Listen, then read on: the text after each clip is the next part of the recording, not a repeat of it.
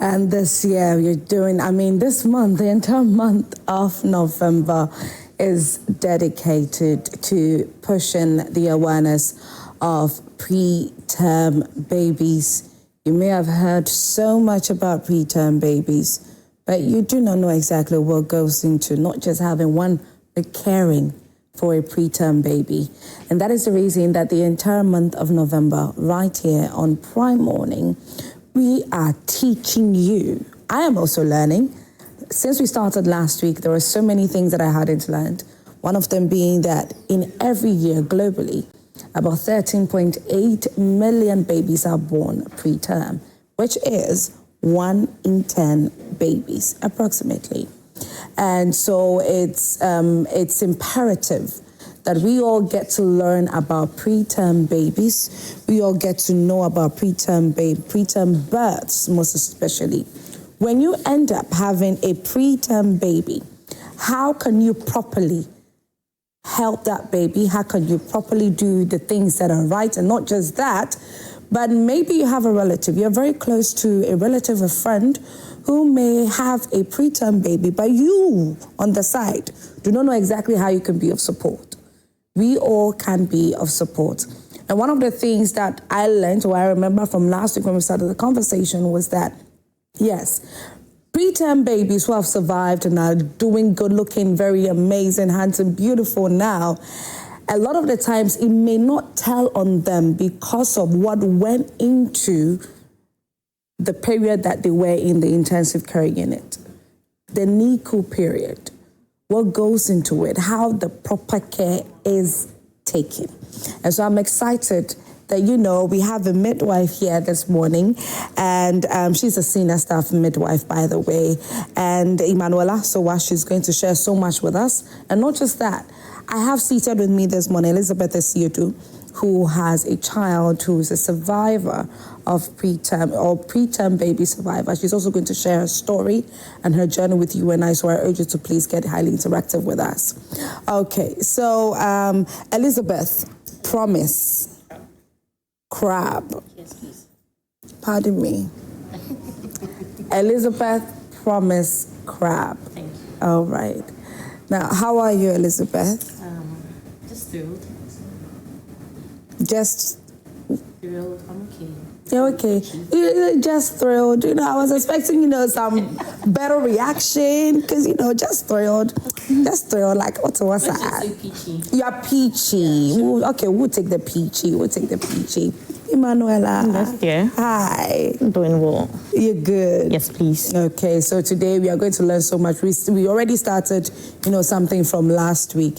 And I have refreshed the memory of our viewers. But then we want to also hear the journey or how it was like for Elizabeth. And yeah, so how did it start?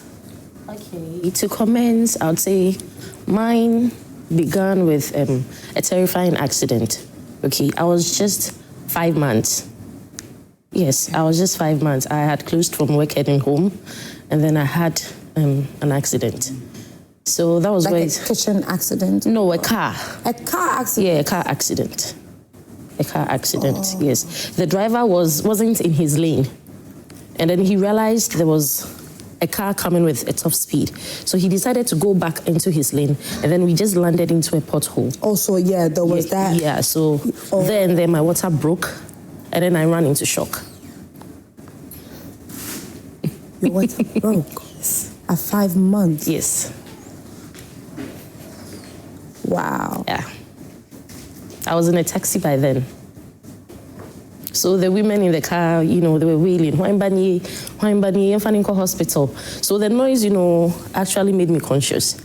I woke up and then you blacked out? Yes, I ran into shock. That's the shock I'm talking about. Yeah. So the noises they were making made me conscious again. And then they were like, what can they do to help me? Should they rush me to the hospital? So I just told them to calm down. They all alighted. You rather told them to calm down? Yes. Can you imagine? Wow. Because I know about it. Okay. I have heard about it. Okay. Yes. Okay. So I told them to calm down. They all alighted, and then the driver took me home. So I think when I got home, my husband was by then at work. Yeah, he's been running shifts, so he was at work. I had to call my brother's husband, Pastor Alex Crabb. God bless you wherever you are. He rushed me to Legon Hospital. So that was when I was working. That's your husband's brother? My husband's brother. Right. His name is Pastor Alex Crabb. God bless you wherever you are. Okay. He took me to Legon Hospital. He rushed me there. And then when I got there, they gave me an injection called dexamethasone. Yeah, they told me in case my baby wants to come out, it's going to mature the lungs of my baby. That injection alone told me what to expect. Because the injection alone, you know, the experience was like a burning sensation after taking that injection. I was burning all over. Yes, so unfortunately, the incubators at Legon Hospital couldn't take my 5 months baby, so they had to transfer me to Rich Hospital. So I was taken to Rich Hospital. I think V was performed on me, and they realized my service was still closed. So they had to admit me. So I was there for 1 month and some days. That was when I got into labor. The math is not mathing in my brain at the moment. Emmanuella is laughing at me.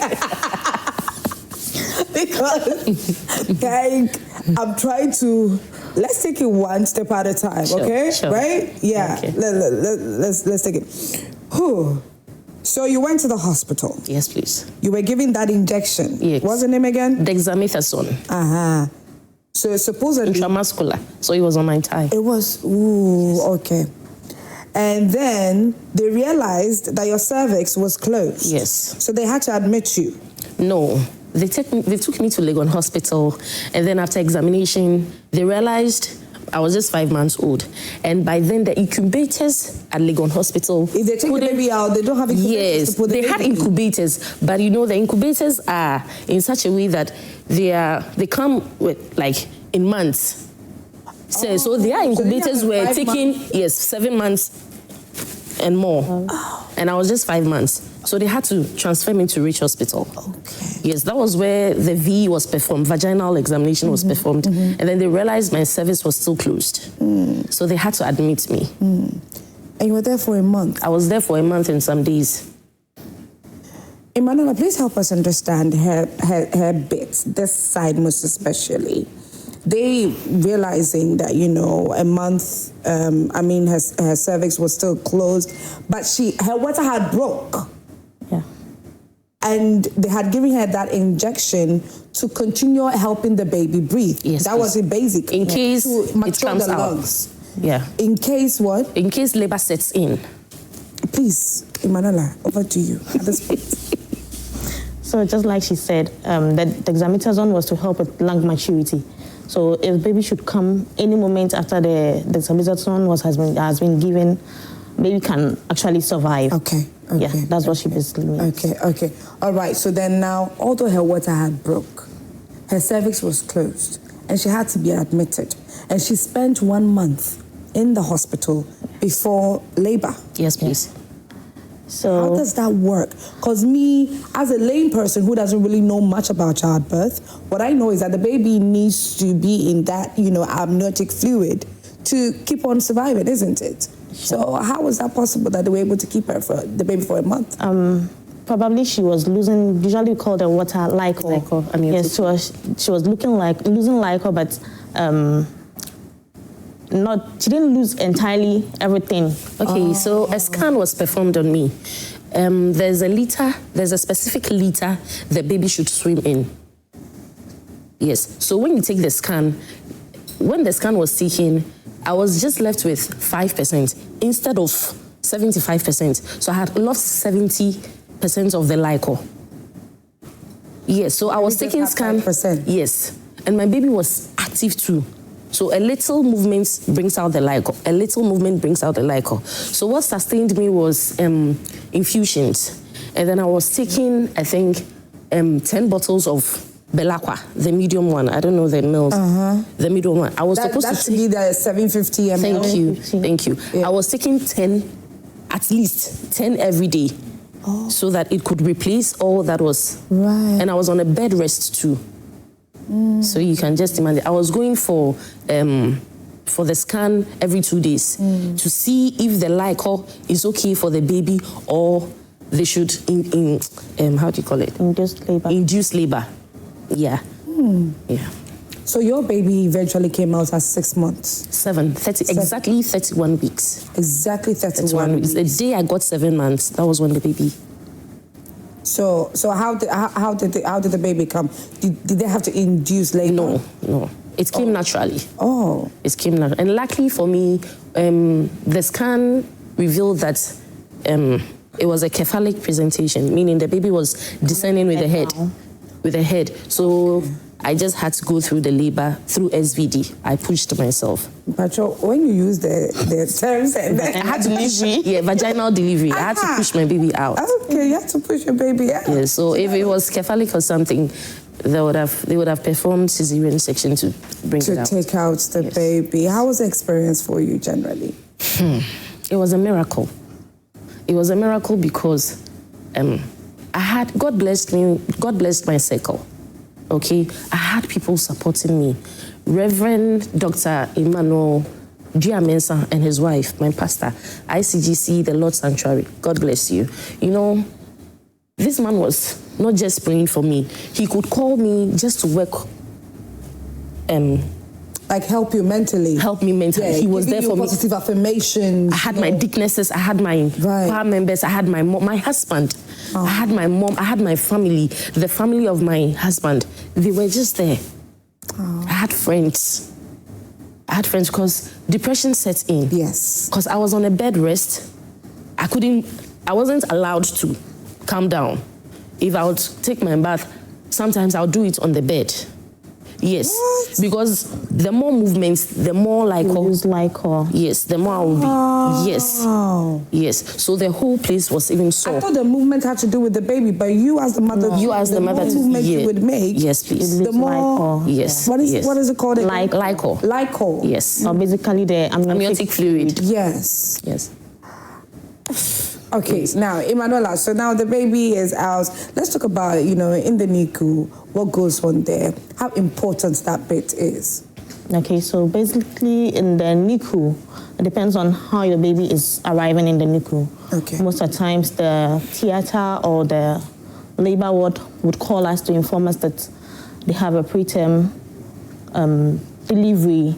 So we prepare an incubator, our resuscitation equipment or machines that need to be prepared before the baby's arrival. So once baby arrives at the NICU... How often do you have preterm babies arriving there? In a week, probably I would say I can have about 6 to 7 babies. In a week? Yeah. Sometimes I have more. Wow. And my place is a district hospital. Right. Okay. Yeah. And sometimes when you take 10 babies out, you could get 3 or 2 preemies. When I read about it globally, out of 10 babies, you have 1 being a preemie. Or even 2. Or 2. Yeah, or 2. Yeah. Okay, Madonna, please give us some more details. Once baby arrives at the NICU, we assess the baby. If the baby would need a respiratory support or not. Sometimes we do just the nasal prawns. And then if baby would need a higher support, we have the CPAP or the ventilator. So when baby comes in, most of the times we have categories of preterms. We have the extreme preterm, the very preterm, the late preterm. So most of the times those within the late preterms, they are fine, they are active and they don't need any form of ventilation. But then some... Hers was 7 months. So that was late preterm? Yeah. So hers was late preterm? Yeah. Okay. Per weeks is a very preterm, very preterm. Late preterm is between 33 to 37, 33 to 36. Mine was 31 weeks. 31, very preterm. Okay. So we assess if the baby would need a ventilator, we put baby on ventilator. Right. Per my hospital, we don't have a ventilator, so we do the nasal prawns, and then we give the oxygen supplement. Aside that, when they come, we assess a vein for feeding. That is properly known as drip. So we set up the drip to help. And then if baby is fine, we start feeding immediately, and then we might nurse baby in a cot. If the body weight is equally good, we nurse them in a cot, well swaddled. Most preterms are not able to regulate body temperature. Oh, okay. Yes, so if baby's weight is fine and then looks good, we are likely to nurse in a cot, well swaddled, so that they don't lose heat. Okay, so usually with the drip, on the first 24 hours, we have a particular one we give, known as 10% dextrose. And then after 24 hours, we do 1/5. And then if baby is stable enough, we start feeding. We initially start with cup and spoon, known as priming the guts, in smaller quantities. If baby is able to tolerate, then we give. Okay, so what do you feed? Express breast milk. Okay. So the mother pumps. Yes. So usually when a baby comes earlier than regular, yes, is the mother still able to produce milk, yes, regularly? Yes. Okay. It may come with a few challenges, usually the first 2-3 days. Some may have challenges producing milk. Okay, Elizabeth, what was your situation? Okay, for me, I would say I was stressed out.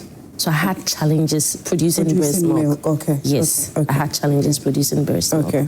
So with mine, I was going home and then coming. I was going home, yes, every day. I get there as early as 6 a.m. and I leave as late as 8 p.m.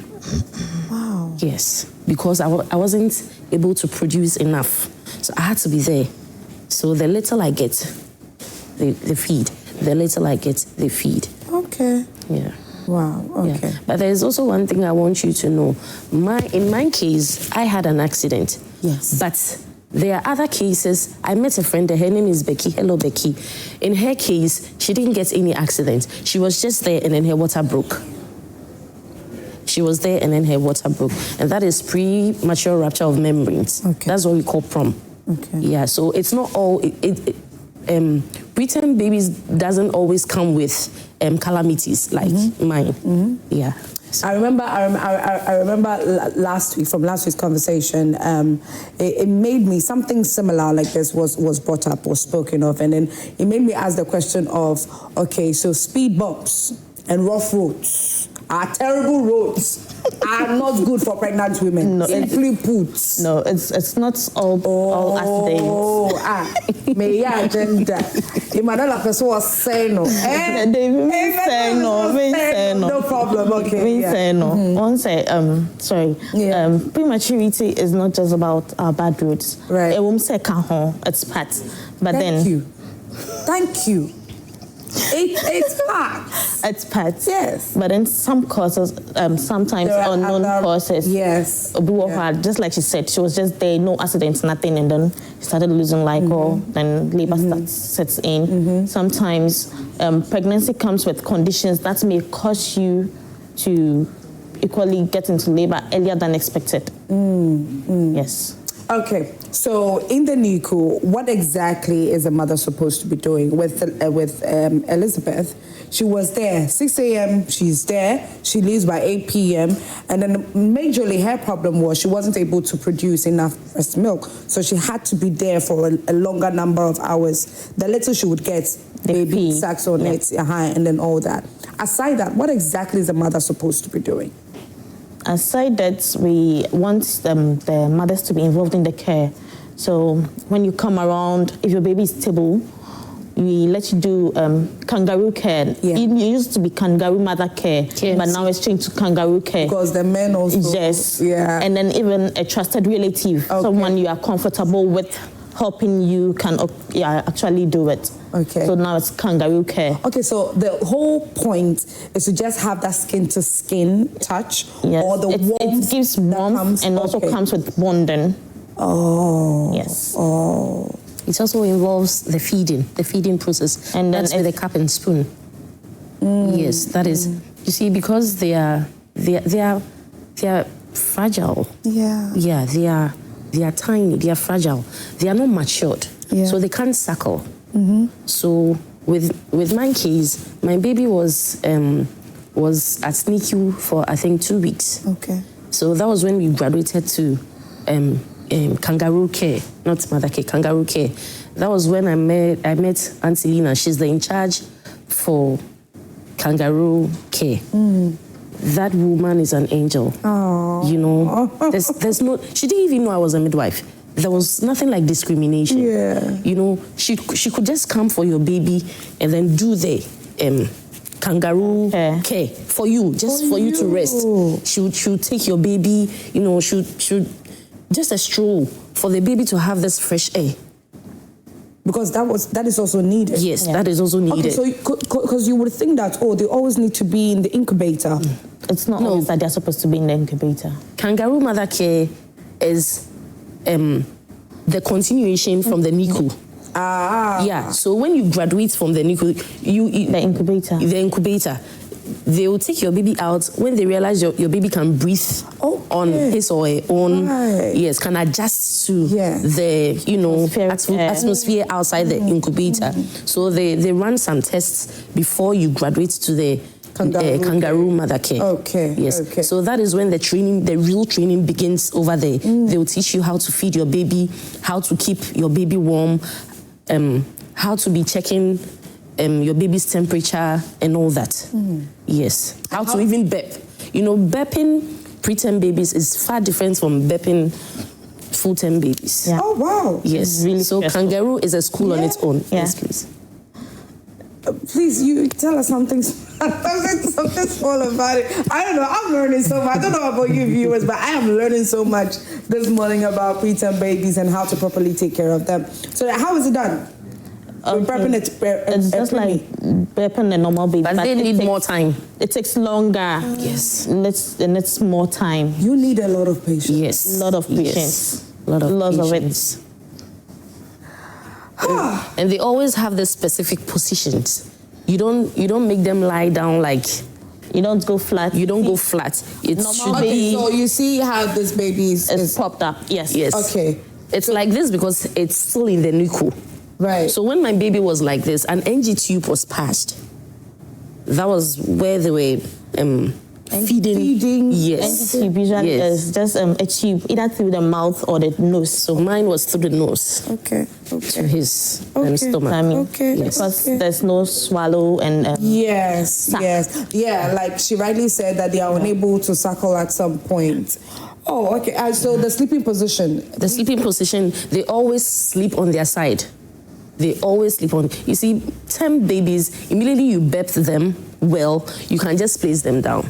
But with preterm babies, whether you burp them for 3 hours or 2 hours or no matter the time you they can still. Yeah, I quite remember. I dozed off. I fed my baby. I was burping him, and then I dozed off. And then I heard the sound. My baby was suffocating. His eyes. Hi.